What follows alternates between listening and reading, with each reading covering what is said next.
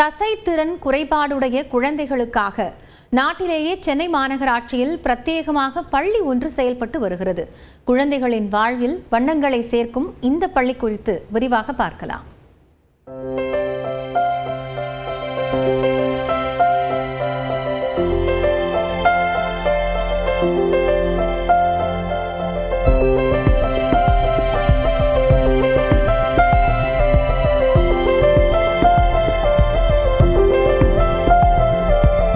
உலகம் முழுவதும் 3500 குழந்தைகளில் ஒரு குழந்தைக்கு தசைநார் சிதைவு நோய் பாதிப்பு ஏற்படுகிறது.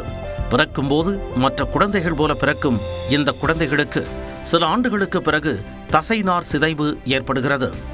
இந்த நோயால் பாதிக்கப்படும் குழந்தைகளுக்காக 2009ஆம் ஆண்டு சென்னை மாநகராட்சியின் கீழ் 1000 விளக்கு பகுதியில் சிறப்பு பள்ளி தொடங்கப்பட்டது. அப்போதைய துணை முதலமைச்சர் மு.க. ஸ்டாலின் இதனை திறந்து வைத்தார். 2022ஆம் ஆண்டு 50 லட்சம் ரூபாய் மதிப்பில் இந்த பள்ளி புனரமைக்கப்பட்டது. இந்த பள்ளி தங்கள் வாழ்க்கையே மாற்றிவிட்டதாக அதில் பயின்று வரும் மாணவர்கள் கூறுகின்றனர்.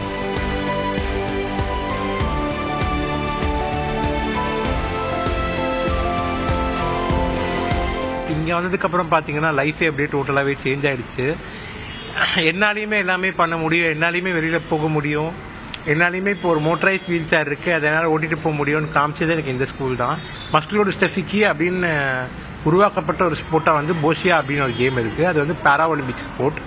அந்த ஸ்போர்ட் வந்து நான் இங்கே வந்ததுக்கு அப்புறம் தான் அதை ட்ரெயின் ஆகி நான் ஒரு ஸ்டேட்டில் வந்து கோல்டு மெடல் வின் பண்ணியிருக்கேன் அப்படின்னு நினைக்கும் போது ஹாப்பியாக இருக்குது. 3ஆம் வகுப்பு முதல் 8ஆம் வகுப்பு வரை இந்த பள்ளியில் கற்பிக்கப்படுகிறது.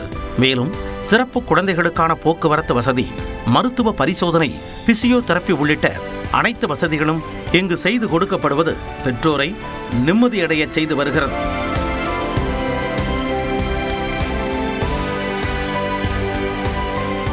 இப்போ இல்லைன்ற வார்த்தை தான் எங்கிட்ட எல்லாமே இருக்குது. இப்போ எங்ககிட்ட இப்போ யாராவது வந்து எங்ககிட்ட கேட்டால் உங்களுக்கு என்ன இல்லைன்னா எங்களுக்கு ஆக்சுவலி எனக்கு எல்லாமே இருக்குது.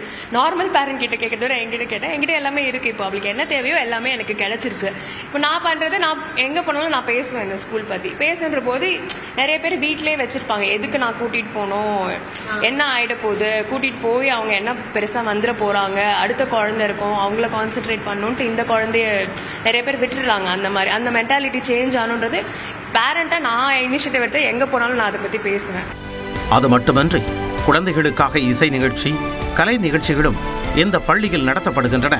இந்த பள்ளியை மாதிரியாக கொண்டு மற்ற இடங்களில் பள்ளிகளை தொடங்க நடவடிக்கை எடுக்கப்பட்டுள்ளதாக 1000 விளக்கு தொகுதி எம்எல்ஏ எழிலன் கூறினார்.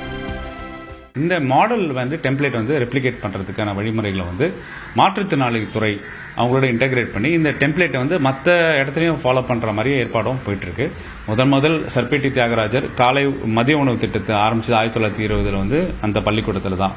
இப்போ நூதனமாக இப்போ நாங்கள் டுஷின் மஸ்குலோ டிஸ்ட்ரோஃபி ஸ்கூல் நடத்துகிறதும் இங்கே தான்.